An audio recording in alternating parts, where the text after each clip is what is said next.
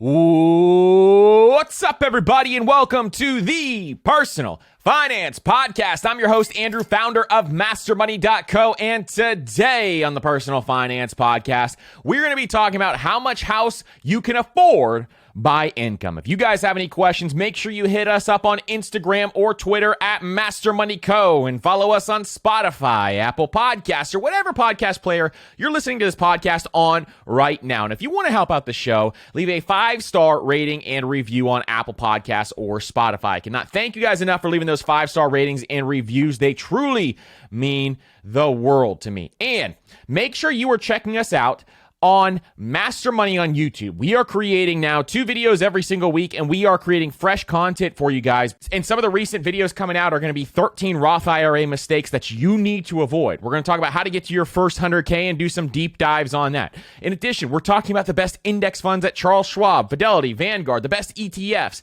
the total guide to VOO versus VTI. And we have a ton of other videos coming out as well. Make sure you check us out on YouTube at Master Money. We are looking to really grow on YouTube this year and really want to bring as much valuable content to you as possible. So the more you that subscribe on YouTube, the more content we are going to be producing. So really excited for that as well. Make sure you check that out today. Now, in this episode, we are going to go through the home buying process and how much home you can afford. I'm going to give you the step-by-step guide on how to figure out the calculations to get to the point where you understand how much home you can afford. But in addition, I'm going to talk through how do lenders figure out how much you're approved for and some of the things that you need to avoid when lenders approve you.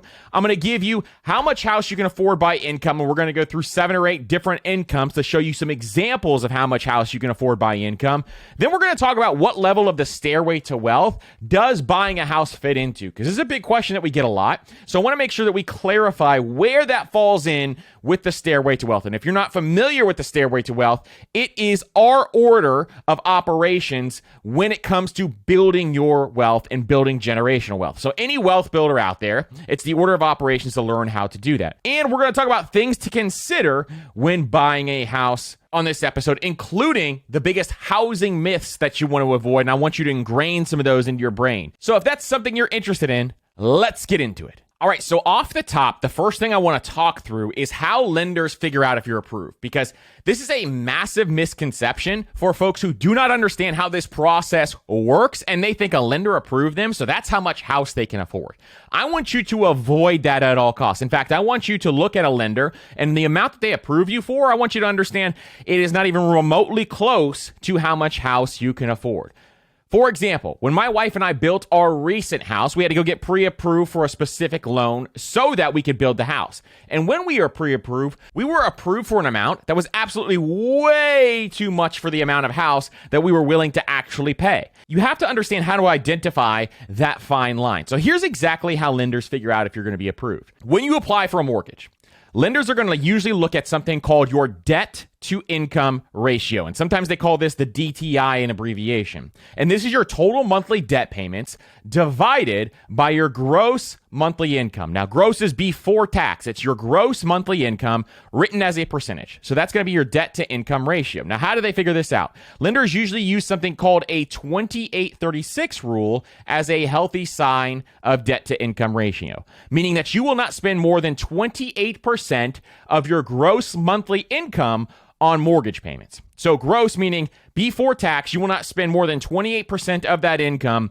on mortgage payments, or more than 36% of your income on total debt payments. So total debt payments meaning your mortgage, and this also includes student loans, car loans, credit card debt, all those different things. So, for example, if you have a ton of debt, then the amount that you're going to be approved for is actually going to go down across the board because they do not believe in you being able to afford a mortgage and all these debt payments as well, which is a good thing for both sides. It's a good thing for you, and it's a good thing for the lender as well, that they take into consideration what your other debts are. Now, if your debt to income ratio is outside of the 28-36 rule, then some lenders may approve you for a loan. And this is how we got in trouble in 2007 and 2008, where too many lenders were approving people who did not qualify within this range. But they may charge you a higher interest rate if you are outside of this qualification range. Listen, if you fall outside of that 28-36 rule, No, rule number one, this is actually higher than what I'm going to tell you that you can afford for a house payment. So you need to understand if you are above that, then you cannot afford a house yet. And if you think you can afford a house, then some other expenses outside of this 28-36 range needs to be much lower than the average bear. Because you need to understand that if you buy a house for more than you can afford, you will become completely house poor. And I want you to avoid that at all costs. Why? Because I want you to build generational wealth. And the way to build generational wealth is to reduce your expenses on some of the big items and don't overpay for some of the big items so that you can ensure that you are putting as many dollars as possible towards wealth building activities. And once you start to do that, you take your extra dollars and put them towards wealth building activities. That means that you can pursue financial freedom. This is the goal. And so the entire goal is to make sure we don't overpay for a house and we don't buy more house than we can afford. That is what we are talking about here, making sure that you do not buy more house than you can afford. Now, let's dive into the step-by-step guide on how to decide what you can afford. All right, so step one is to figure out what 30% of your net income is. Now, you notice I'm saying net income. This means the amount of money that is on your paycheck that hits your bank account every single month. So the quick math to do this, if you don't know how to do the math, is take your take-home pay, whatever your take-home pay is every single month, go into your bank statement, add up how much money hits your account every single month, what your total income is, and multiply that by 0.30, the 30%. Because what we're trying to figure out is what 30% of our net income is. Now, why do I want it to be 30% or less of your net income? The reason for this is if you spend more than that, you are going to be toting a very fine line on being house poor. And we do not want that. We just talked about why. Because if you are house poor, you are not going to be able to build wealth. Now, if you live in a bigger city and you have lower costs in other areas, maybe like transportation costs, for example, is much lower, then maybe you have to spend a little more, but you have to reduce your costs somewhere else. This has to be a balance. There's a fine line here, and you have to be able to balance this out. And you may be saying to yourself, well, I can't afford that in this city. Well, the problem there is you don't make enough income then. And we do have an income problem in this country. I understand that because expenses are rising and incomes, truthfully, are not rising. And in fact, that there are layoffs and all these other things happening shows that. But at the same time, you have to do what is right for you. Otherwise, you're going to be digging yourself into a financial hole that you are not going to be able to get out of very quickly over time. And the longer you wait to build wealth, the harder it gets. So I want you to understand this as early as you possibly can so that you can get to that point. There's got to be a balance here. Either reduce your costs somewhere else or pay 30% or less of your income. Now, if you are pursuing financial independence and you want to become FIRE or you want to retire early, then 25% or less or 20% or less on housing costs. because you still want to hit those investment goals. So as long as you're hitting your investment goals and your other expenses are reduced, you're still hitting your investment goals and it goes above 30%, then fine. If you're hitting those goals, that's what truly matters. But if you're not hitting your investment goals and it is at 30%, or if it's even slightly below 30%, then you need to reduce those housing costs to get to that point. This goes for people who rent as well. 30% or less on housing costs is the number one key that you need to understand, because housing, food, transportation are three of the biggest expenses out there. And if you can control those big three, what happens is you really can build generational wealth. Stop focusing on the coffee and start focusing on the things that actually matter when it comes to building wealth. Step 2 is I want you to utilize something like a mortgage calculator to figure out what your home budget is, because there are some other things that you have to factor in to make sure that you can afford this home. Most people think it's just the mortgage. That's it. I got to pay the mortgage. But there are other factors such as your insurance, for example. So you're going to have to call up an insurance broker, ask them what it would cost in this price range on average to have a house and how much the insurance is going to cost. You're going to add that into your total cost. You're going to add in taxes on specific properties. Now, how do you find taxes on properties?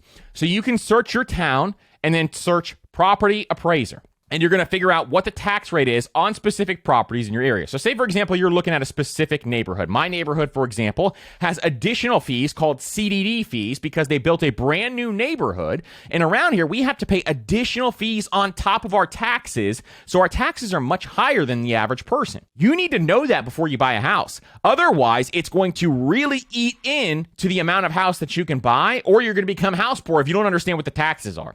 So you need to look at what the taxes are for each specific house that you're looking at and factor that into your equation, because taxes vary from different locations depending on what's going on in that location. So start to get a good idea of what the taxes would be for the areas that you're looking at when you buy a house so that you have those numbers available. And then lastly, if you are putting less than 20% down on this house, you're going to have what is called PMI. And PMI is mortgage insurance for folks who do not put 20% down. It's just extra fees and extra insurance that you have to carry, and it's basically a penalty for not putting 20% down on a property. We'll talk about how much you need to put down on a property depending on your financial situation a little bit later in this episode, but you need to factor in PMI if you're putting less than 20% down. This also goes into your housing equation. That's step 2.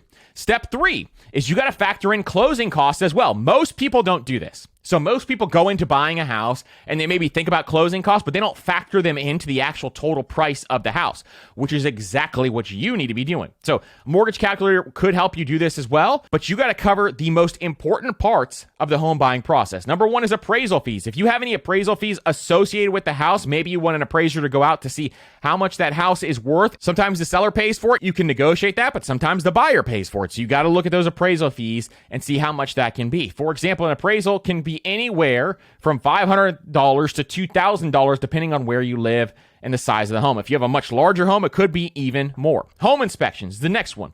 You have to always do a home inspection if you're going to buy a house as your primary residence, or any property for that matter. If someone's trying to get you to waive inspection, never, ever do that. I've bought and sold dozens of properties in my lifetime, and every single time they're going to find certain things that you cannot see. A home inspector is $300-$400. You can do a 7-day inspection period on no matter what house that you buy, but you have to have that inspection period there. Never, ever waive your inspection period.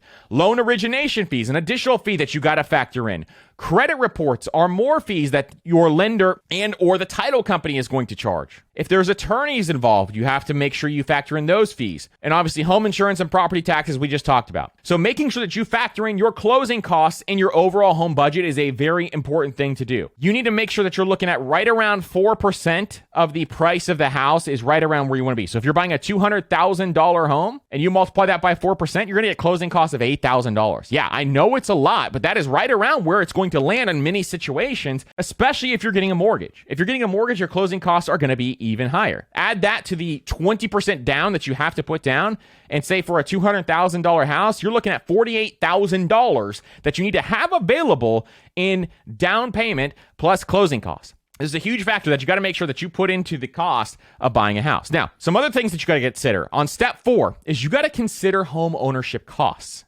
This is very important, and it's one that a lot of people don't see some of what we call invisible costs when you go and buy a house. There are tons of invisible costs when you buy a house, and a lot of people realize it later on. In fact, an article just came out that 90% of homeowners did not realize how much a home would cost because of invisible costs. This is something you got to know this up front. So what I'm going to do is I'm going to give you some of these invisible costs that you may see on average, and then you got to figure out in my specific area, because this is very location dependent, what would this actually cost for the houses that I'm looking at? So one thing to consider first is utilities.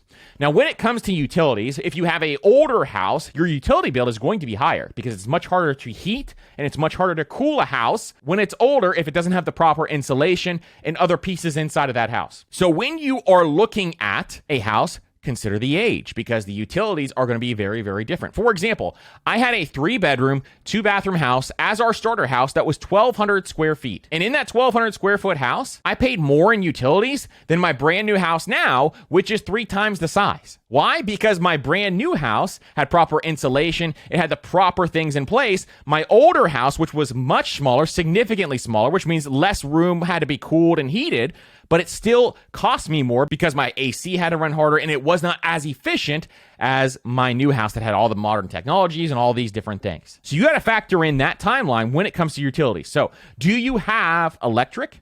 You got to factor in water. You got to factor in gas, trash. Those 4 things are going to be things that you really need to think through. How much is this going to cost me? Because if you're off on this, you could be off $300-$400. That's $3,600 to $4,800 per year that you are off, that you're going to be having to pay out of pocket and it can really change the amount of money that you can afford for a house. Next, you want to consider maintenance and repairs. This is the big one that most people do not realize how much it's going to cost. Again, age of house matters. So if you have an older house, there's going to be more maintenance and repairs on that house than if you have a younger house. Now, one thing to consider first is CapEx, or capital expenditures. That is a thing that we use when we invest in rental properties to look at things like the roof. When does that need to be replaced? Most roofs last for 20 to 40 years, depending on what type of roof it is. So how much life is left in that roof? Your inspector is going to be able to tell you that. Your AC unit. How much life is left in that AC unit? Look at the plumbing. Do you have very old plumbing? I used to own a property, a duplex, that was built in 1957. It had metal pipes, and all the metal pipes eroded. I had to pay $3,000 to line those pipes, and that was costs I did not anticipate having. So you need to have an inspector looking at plumbing as well to make sure you know what type of pipes are down there, especially if it's an old house. If it's an old house, you got to check that out. Make sure you understand those costs. In addition, how much is it going to cost you for landscaping services? Are you going to mow the lawn on your own, or are you going to have somebody else come out? What does that cost to have those landscaping services? What does it cost for maintenance costs? Like having your AC unit tuned up every single year, HVAC tuned up every single year. You got to think through all of these things. So one thing I would do if you are brand new to buying a house is I would Google, hey, what are the things that I need to be aware of on the maintenance side of a house? And we'll link up one down below so that you can check it out as well, like a checklist, so you can figure out what those costs are going to be, because this goes into your housing costs. This is part of your 30%. Next part, upgrades and additions.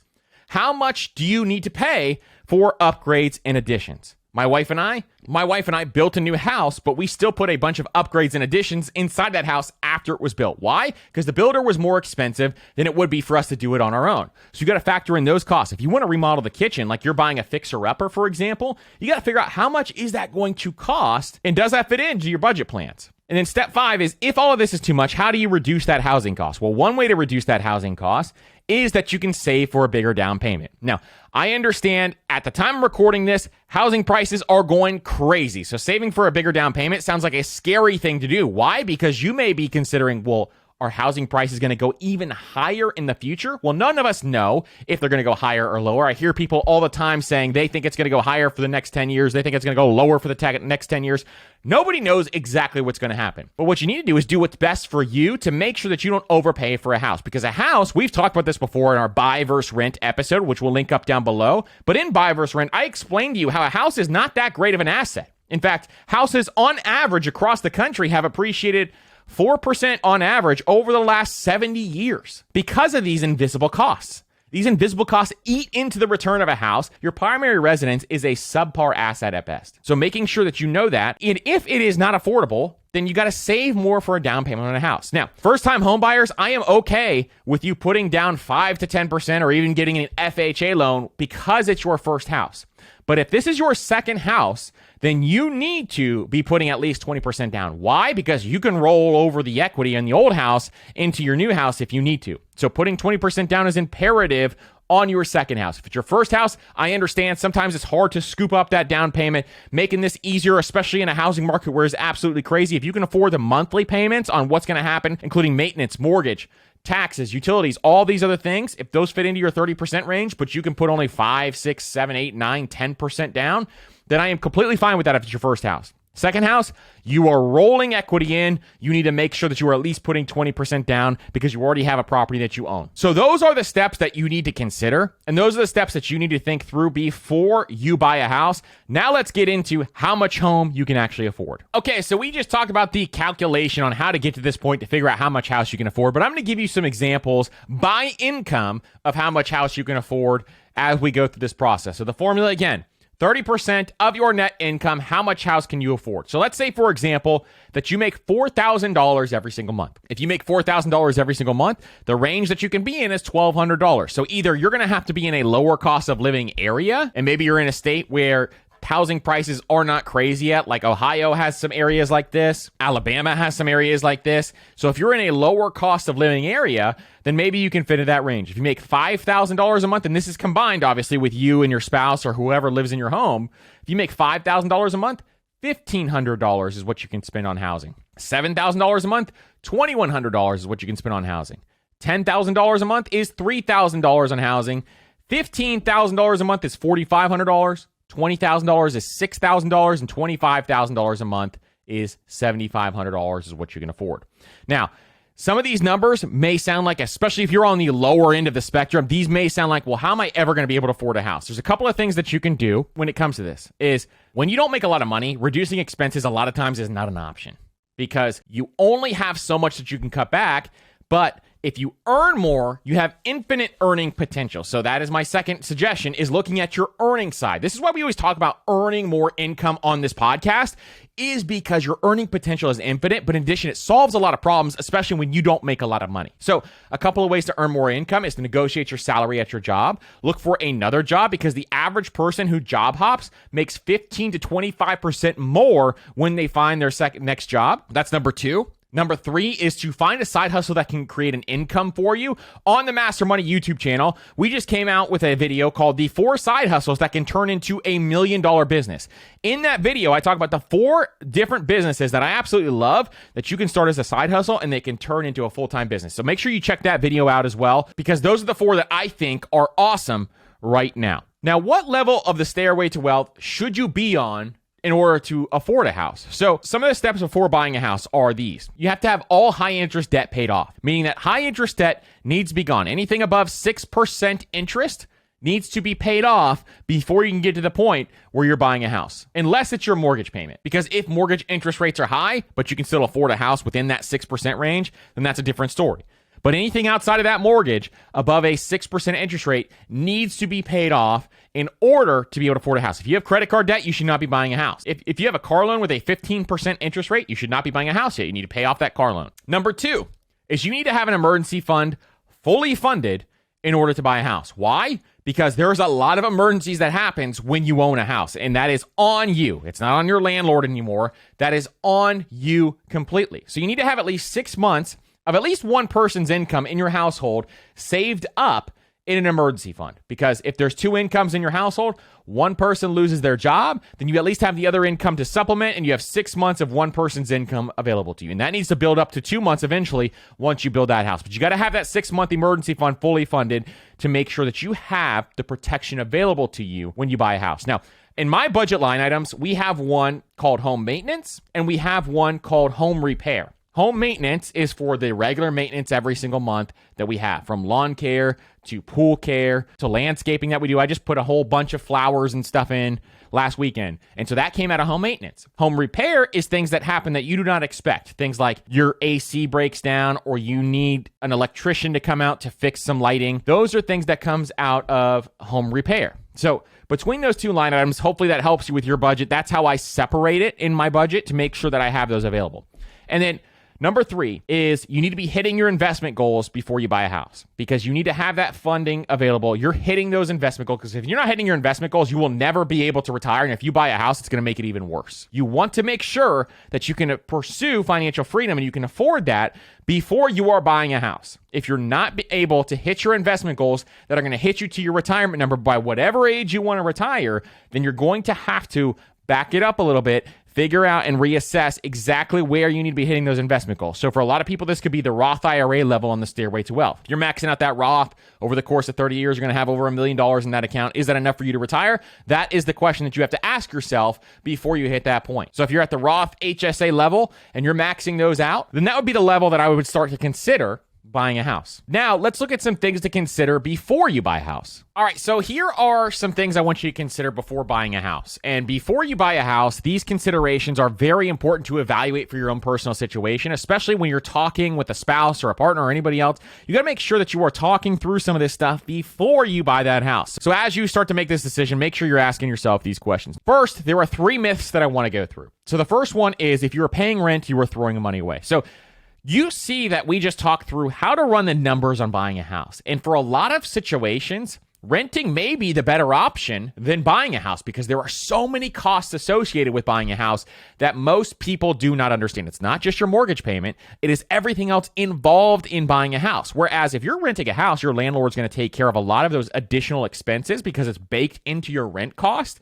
And so they will take care of that. So 30% or less on your rent is also the number that you need to be hitting when it comes to making sure that you can still build wealth. Paying rent is not throwing the money away. There's a couple of reasons to pay rent. One, you run the numbers and see renting is a better situation. Number two, if you get more value out of renting than you do buying, maybe you don't want to deal with all this maintenance stuff. Maybe you don't want to have to worry about paying for if the roof caves in. You could just call up your landlord and they can handle that thing. So the two considerations are, what value are you getting out of renting? If you're getting a ton of value out of not having to worry about that stuff, that's amazing. And the second consideration, if you run the numbers and you see that renting is a better option, then I would go with renting. Myth number two is that housing prices always go up. It may seem like that right now. At the time I'm recording this, housing prices have been going up for over a decade. And so it may seem like that right now, but this is not the case. In fact, it is very normal for housing prices to go down during certain time frames as well, like in recessionary periods. You can look at 2007, 2008, how far they went down. I don't anticipate that happening anytime soon, but what do I know? I don't have a crystal ball. So if you want to make sure that you are going to have a house that is sustainable for you, you got to anticipate living in that house for 10 years. So when you buy that house, you need to make sure that you are willing to live there for 10 years, because if the market comes down, you need to stay in that house in order to not go underwater. Houses go underwater all the time when prices are reduced, and you want to make sure that's not you. Number three, buying a house is always a good investment. Because of all these invisible costs that are associated with buying a house, it is not always a good investment. In fact, in a lot of situations, it's not a great investment when it's your primary residence. When it's a rental property or it's for investments, guess what? Your tenant wakes up every single day. Your tenant goes to work. They come home to pay down your mortgage. That's a good investment because you're not plowing away money every single month into that house. Instead, your tenant is paying for that, especially if you run the numbers correctly. What is not a good investment is your primary residence. Your primary residence increases in value at a very small percentage every year. Now, this is coming from someone who's owned a house for over 10 years, and I'm telling you this. And people always argue with me about this. But if you run the numbers and you do the math, your primary residence is not a good investment. Do the math. Buy versus rent episode, we talk about this. Make sure you're running the numbers. You do the math. You can see the increase over time. Now, sure, I have made 6 figures on buying and selling my own primary residence. I understand that, but I also did it during a upswing in the market. So there are times where buying a house is not always a good investment. It does not always go up. There are invisible costs that are involved. So making sure you run those numbers and just have an educated decision before you go and buy a house. Now, the second thing I want you to consider is making sure that you're buying a house because it fits into what your dream life is. If your dream life is if you've always wanted to own a house and you just want to own a house and that's part of your dream life, that is A-okay. Listen, don't let anybody else tell you it's not okay to buy a house if you want to buy a house. Just because it's not a good investment, there's a ton of other reasons to buy a house, which are some of the reasons why I bought one. Maybe you want your kids to grow up in a nice area that has good school districts, their friends are in that area. That's a great reason to buy a house. Maybe the scenery is calming and makes you happy. Maybe you find an amazing house that fits your budget. You have the scenery of the woods in your background or maybe a lake or an ocean, and it's calming. It makes you happy. It brings you joy. Guess what? That's a great reason to buy a house. Maybe your aging parents are moving in and you need more space. Or you need more space because you're a growing family. That's a great reason to buy a house. Maybe you love to design a house with you and your spouse. You want to build a house. You've always wanted to build a custom house and you love designing spaces. That's a great reason to buy a house because you can make it your own. You can do what you want with that house. Maybe you love home repair and you love tinkering around in the garage and doing little things to your house. That's a great reason to buy a house. If that's your passion, if that's what you love to do and people love to do stuff like that, then that would be a great reason to buy a house. You still got to buy it right, but that would be a great reason to buy a house. Or if you just want to, you don't have a good reason, you just want to own a house, more power to you. That is a great reason to buy a house as well, even though you don't have a reason.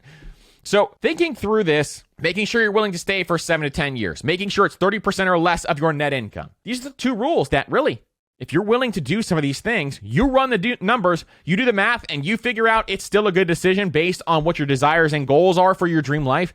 There is nothing wrong with buying a house. Listen, I don't want to discourage you from buying a house. I want you to make sure that you are running the numbers so that you can buy a house properly, so that you can build generational wealth and become financially free for you and your family. Thank you guys so much for listening to this episode. I hope you learned a ton about how to run the numbers on buying a house. If you guys have any questions, make sure you hit us up on Instagram or Twitter at Master Money Co. and follow us on Spotify, Apple Podcasts, or whatever podcast player you're listening to this podcast on right now. And I cannot thank you guys enough for listening. Share this episode with a family or friend if you got value out of it, and we will see you on the next episode.